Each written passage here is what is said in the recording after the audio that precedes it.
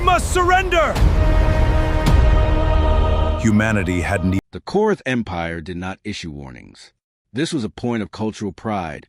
Actually, something their military historians wrote about with a particular brand of reverence that translated roughly as honorable directness. Other civilizations sent ultimatums, negotiated positions, allowed the target species the dignity of a formal response period. The Korreth considered this wasteful, sentimental. The universe was not a place that rewarded sentiment. The universe rewarded strength, and strength expressed itself in action, not words. So when Fleet Admiral Drathmir received his orders on the morning of the 14th of March, Earth calendar, a detail his navigator had noted for the mission log with the kind of bureaucratic thoroughness the Empire demanded, he did not send a message ahead. He did not announce his arrival. He simply brought the fleet out of faster-than-light transit at the edge of Earth's solar system, arranged his 1,200 warships into attack formation with the practiced ease of 8 centuries of institutional violence, and began the advance. He expected it to be over in 4 hours. This was a generous estimate. His briefing materials had noted that Earth possessed approximately 340 combat-ready vessels of varying capability, a planetary defense grid rated at Tier 3 by Imperial standards, and a ground military force that, while reportedly aggressive, operated with weapons and tactics that placed them somewhere between a Tier 2 and Tier 3 threat classification. Manageable. Routine. The Empire had absorbed Tier 3 civilizations before breakfast on 17 separate occasions. Drathmir stood on the bridge of the Eternal Conquest, his flagship, 2 kilometers long, armed with weaponry that could crack the crust of a small moon, and watched Earth's blue-white marble growing on the forward display with a mild anticipation of craftsmen approaching a familiar kind of problem. His communications officer looked up. "Admiral, we're detecting transmissions from the planet. Ignore them." "Sir, they're on our command frequency." A pause. Drathmir frowned. "Put it through?" The voice that filled the bridge was calm. Female, speaking in the Korreth Imperial dialect with an accent that placed the speaker as someone who had learned the language academically rather than natively, but grammatically flawless, which was more than most conquered species managed even after generations of integration. "Korreth Fleet, this is Admiral Yara Hassan, commanding officer of Earth's Unified Defense Force. You have entered sovereign human space without authorization. I am requesting once that you reverse your advance and open formal communications with our diplomatic corps. This is a courtesy extended once. It will not be extended again." Drathmir stared at the communication array for a moment. Then he laughed. Around the bridge, senior officers permitted themselves thin smiles. The communication officer's mandibles moved in the expression that meant amusing, but irrelevant. The navigation officer was already calculating the optimal approach vector to bypass Earth's orbital defense platforms. Drathmir keyed his own response. "Admiral Hassan, your fleet will stand down, your planetary defenses will power off, and your government will present itself for formal surrender processing within 2 of your hours. Any resistance will result in escalating consequences for your civilian population centers. The Empire is prepared to be merciful to those who choose reason." A pause from the other end, shorter than he expected. Noted, Admiral Hassan said, "For the record, you were warned. Earth's 340 ships met the Imperial advance at the outer marker. They were outgunned, numerically, technologically, by almost every conventional metric. They were fighting a battle they should not have been able to fight for longer than an hour. The Imperial tactical analysts had run the projections 17 different ways before departure and arrived at the same conclusion every time. Token resistance, rapidly overwhelmed, followed by planetary submission. What the projections hadn't accounted for was how humans fought. The Imperial fleet was built for fleet engagements. Ship to ship, weapon system to weapon system. The clean arithmetic of superior firepower. They had refined this over 8 centuries into something close to an art form. Their formations were optimized. Their targeting systems were generational improvements on generational improvements. Their captains had trained their entire lives for this exact kind of engagement. Admiral Hassan didn't fight this kind of engagement. She fought 340 different engagements simultaneously in a pattern that the Imperial tactical computers spent the first 40 minutes simply trying to categorize. Human ships didn't hold formation. They dispersed, regrouped, feinted, retreated in ways that looked like routes, and turned into ambushes. They targeted not the biggest Imperial vessels, but the specific ships that control fleet coordination, taking out communications relays, logistics ships, the small, unglamorous infrastructure vessels that a fleet needed to function as a fleet rather than as 1,200 individual warships with no shared information. By hour 2, the Imperial advance had slowed. By hour 3, it had stopped. Drathmir stood at his tactical display and felt something he had not felt in 30 years of command. He cataloged the feeling with the discipline of his training, identified it, acknowledged it, and set it aside. It was concern. "Report," he said. "Fleet coordination is degraded by 42%. His tactical officer reported. "We have lost contact with 7 logistics vessels and 4 relay ships. Human force losses are—" A pause that lasted slightly too long. "Estimated at 12% of initial complement. 12% losses. After 3 hours. Against an Imperial fleet. Admiral," his first officer said quietly, "their reinforcement window—" "I know about the reinforcement window. The briefing materials had mentioned it.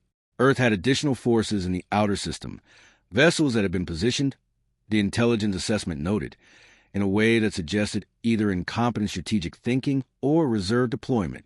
The assessment had concluded incompetence with high confidence. The assessment, Drathmir was beginning to understand, had been wrong. On day 2, the reserve arrived.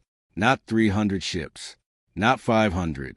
The deep space tracking systems registered the FDL signatures at 417 vessels.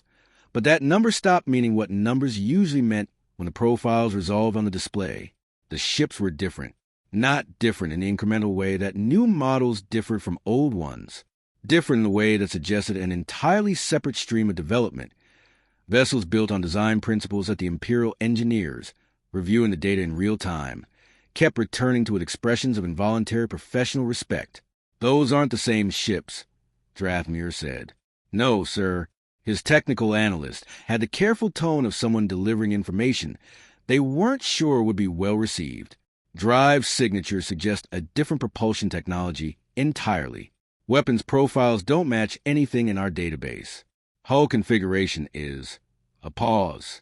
"Sir, our materials analysis suggests the hull composition doesn't match any alloy in our records." "They built 2 fleets," the first officer said. "They built 2 different kinds of fleets," the analyst corrected quietly. "The first fleet, the one we engaged, appears to be their conventional force. The reserve appears to be something they've been developing separately." Drathmir looked at the display for a long moment.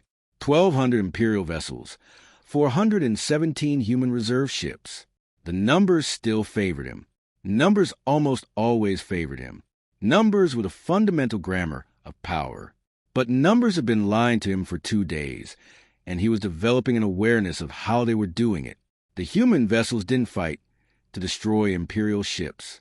They fought to disable them. Precisely targeted strikes on propulsion systems, weapons arrays, life support backups, neutralizing without annihilating, with a surgical accuracy that suggested targeting computers operating at a level of sophistication that shouldn't have been possible for a Tier 3 civilization. By the end of day 2, he had lost 411 ships to weapons fire. He had lost 0 ships to destruction. Every single one of them was drifting, intact, crew alive, systems offline. It took him until 300 hours, lying in his command quarters staring at the ceiling of eternal conquest while his fleet coordinator compiled damage assessments, to understand what that meant. Humanity wasn't trying to win a battle. Humanity was taking prisoners. Day 3 began with a transmission, not from Admiral Hassan, from someone who identified herself only as Director Reyes, speaking from what she described as Earth's Emergency Coordination Council, in a tone that managed to be simultaneously polite and utterly, calmly serious. "Admiral Drathmir, you currently have 411 Imperial vessels in various states of incapacitation within our system. The crews of those vessels are alive, unharmed, and being maintained by automated systems. They will remain that way for as long as you choose to continue this engagement. We want to be clear about what happens if you don't." We have the capability to destroy those vessels. We have chosen not to, because we don't want to. We are not, generally speaking, a species that wants to destroy things. But we are absolutely a species that will, when necessary. The choice of which version of humanity you deal with today is yours, Admiral. We recommend a version that doesn't require you to explain to the Empire how you lost 400 ships in 3 days to a Tier 3 civilization. The bridge was very quiet. Drathmir read the casualty assessment one more time. 411 ships, 620,000 crew members alive, in the hands of species he had expected to conquer before lunch on the first day. He thought about the thing he had felt on the first day and identified as concern. He had a different name for it now. The communication he sent to the Imperial Admiralty was the hardest thing Drathmir had composed in 30 years of service. He wrote it himself, without aide or protocol officer, because what he was going to say didn't fit any template the Empire had ever found reason to create. He sent it at 0847 hours on day 3, and he did not soften it or reframe it or search for language that made the facts sound like something other than what they were. Admiralty Command. I am reporting a situation without precedent in Imperial military history. The Earth engagement has resulted in the incapacitation of 411 vessels and the effective capture of their crews by unified Earth defense forces. Further advance is assessed as likely to result in additional losses at unsustainable rates. I am requesting authorization to open formal communications with Earth's governing authority, with the purpose of negotiating the return of Imperial personnel and establishing terms for disengagement. He paused over the last line for a long time before he added it. I also recommend, in the strongest possible terms, a complete reassessment of Earth's threat classification. Tier 3 is not accurate. I am not yet certain what the accurate assessment is. I will report further once I understand it myself. The meeting took place aboard a neutral platform, a civilian cargo station halfway between the two fleets that Earth had offered as a venue with the kind of practical efficiency that Drathmir was starting to recognize as a human characteristic. He had expected Admiral Hassan to attend.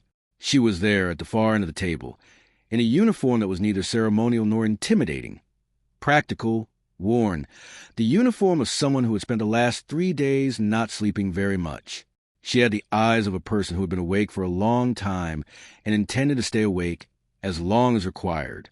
Director Reyes sat beside her, smaller, older, with reading glasses pushed up onto her forehead and a tablet in her hands. She looked, Drathmir thought, like a professor, not a war leader. He reminded himself that the professor's people had taken 400 of his ships without destroying a single one. Admiral, Director Reyes said, "Thank you for coming. You left me limited alternatives," Drathmir said. He had decided before the meeting that he would be direct. The Korreth valued directness, and he found, sitting across from these two women, that directness felt like the only honest option. "We did," Reyes agreed without apology. "I want to explain why, not to justify it. You understand what happened militarily. I want to explain the intent, because I think that matters for what comes next." She set down her tablet. "We didn't destroy your ships because we didn't want to kill 600,000 people who were following orders. We didn't want to create a generation of Imperial families grieving for dead children in a war that didn't need to happen. We wanted you to be able to go home." She paused. "We want to be very clear about what Earth is and isn't. We are not interested in empire. We are not interested in conquest.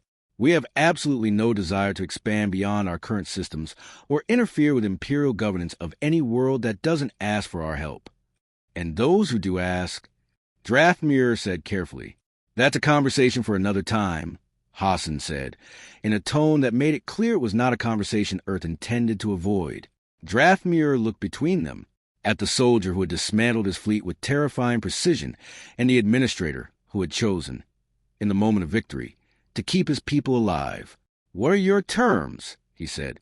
Reyes slid a document across the table. "Full withdrawal of Imperial forces from human space. Return of any human territory annexed in the border regions over the last 15 years. There are 11 settlements. The coordinates are listed. Formal recognition of Earth's sovereignty and a non-aggression framework. And our personnel? Return the moment your fleet is outside our system. Every one of them, unharmed. Reyes looked at him steadily. We're not holding them as leverage, Admiral.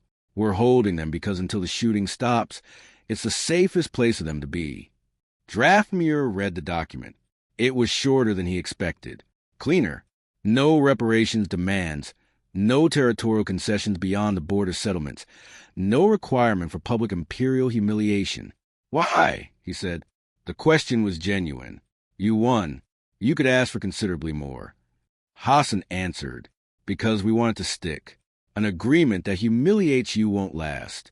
An agreement that both sides can live with might. Draftmere set down the document. He thought about 800 years of imperial history, in which the Korreth had never signed a non-aggression framework, because there had never been a species that required one rather than simply submitting. He thought about 600,000 of his people, alive, waiting to come home. He thought about what he had written in his report, about not yet understanding what Earth's accurate threat classification was. He was starting to understand. It wasn't a number on a tier scale. It wasn't a calculation of fleet capacity or weapon sophistication. It was something the Imperial classification system had never thought to measure, because no species had ever demonstrated it clearly enough to demand a category, the willingness to win without needing to destroy. He reached for the document.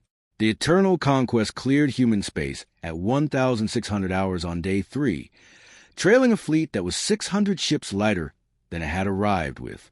Those 600 ships followed under minimal power, their crews fed and rested and sent home with precise, impersonal efficiency of a species that had made its point and had no interest in extending anyone's suffering. Draftmere stood at the aft display and watched the blue-white planet diminish behind him, and he composed a second message of his career that didn't fit any Imperial template. This one was personal. He sent it directly to Director Reyes. I have served the Empire for 30 years. I have conducted campaigns on 40 worlds. I have never, in that time, considered whether there might be a different way to do what we do. I am considering it now. I make no promises about what that means. I am aware that one fleet admiral's consideration changes very little. But I thought you should know that you changed something today, even in someone who came here intending to conquer you. He paused, then added, Your people are remarkable. I hope the Empire is wise enough to eventually understand that. I am not certain it will be, but I hope.